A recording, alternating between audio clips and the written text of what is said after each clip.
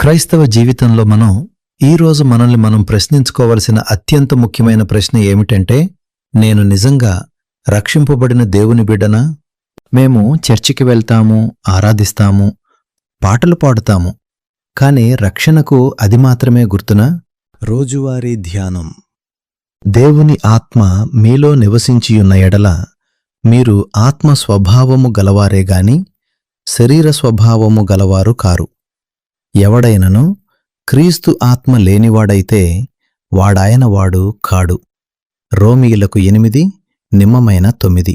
క్రైస్తవ జీవితంలో ఈరోజు మనల్ని మనం ప్రశ్నించుకోవలసిన అతి ముఖ్యమైన ప్రశ్న, నేను నిజంగా రక్షింపబడిన దేవుని బిడ్డననా? మనం చర్చికి వెళ్తాము, ఆరాధిస్తాము, పాటలు పాడుతాము, కాని రక్షణకు అది మాత్రమే గుర్తునా? ఇది మాత్రమే రక్షణకు గుర్తు కాదు. రక్షణ అనేది బాహ్య మార్పు కాదు అని దేవుని వాక్యం చెబుతోంది. అది జీవితంలో అంతర్గత మార్పు. దేవుని రక్షించబడిన బిడ్డకు ప్రధానమైన సూచన ఏమిటంటే, వారు ఆత్మీయంగా జీవిస్తారు. కాగా ఎవడైనను క్రీస్తునందున్న ఎడలవాడు నూతన సృష్టి, పాతవి గతించెను, ఇదిగో క్రొత్తవాయెను. 2 కొరింథీయులకు 5:17. పూర్వము మనము అవిధేయులైన పిల్లలమై శరీర కోరికల చొప్పున నడుచుకుంటూ, శరీరమునకును మనస్సునకును ఇష్టమైన వాటిని చేస్తూ, స్వభావము చేత ఉగ్రతకు పాత్రులమయ్యుంటిమి. ఇప్పుడు మనము పాపపు ఆధిపత్యము నుండి విడుదల పొంది పరిశుద్ధాత్మ ఆధిపత్యములో జీవిస్తూ ఆత్మీయ ప్రజల వలె జీవిస్తున్నాము. అనగా మనలో నివసించే పరిశుద్ధాత్మ ద్వారా మనం నడిపించబడాలి. ఈ పరిశుద్ధాత్మ మనలో ఎల్లప్పుడూ నివసిస్తాడు. కాబట్టి మనం దేవుని ఆలయమని దేవుని వాక్యం చెబుతోంది. మీరు దేవుని ఆలయమయ్యున్నారనియూ దేవుని ఆత్మ మీలో నివసించుచున్నాడనియూ మీరెరుగరా? 1 కొరింథీయులకు 3:16. నేను తండ్రిని వేడుకొందును, మీ యొద్ద ఎల్లప్పుడు నుండుటకై ఆయన వేరొక ఆదరణకర్తను, అనగా సత్యస్వరూపియగు ఆత్మను మీకనుగ్రహించును.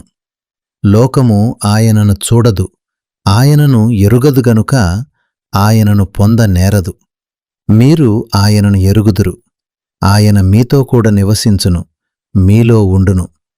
యోహాను సువార్త 14:16-18 వరకు. దేవుని రక్షింపబడిన పిల్లలు తమ జీవితాలను ఇష్టానుసారంగా జీవించలేరు.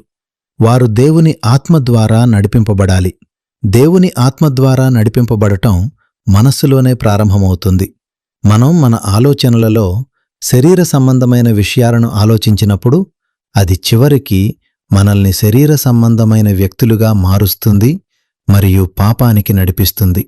అప్పుడు మనం శరీరము, దురాశ, గర్వం, లోక సంబంధమైన కోరికలు మరియు క్షణికమైన సుఖాల ద్వారా నడిపింపబడతాము. మనం ఆత్మ ద్వారా నడిపించబడినప్పుడు మనం దేవుని చిత్తం, వినయం, శాంతి, దేవుని నామం యొక్క మహిమ కోసం ప్రతిదీ చేయటం మరియు మనలో నిత్య మహిమను వెతకటం చూస్తాము. కాబట్టి మనం ఆధ్యాత్మిక విషయాలపై మనస్సును నిలిపేవారిగా ఉండాలి. కాబట్టి ఇప్పుడు క్రీస్తు యేసునందున్న వారికి ఏ శిక్షావిధియూ లేదు. రోమీయులకు 8:1.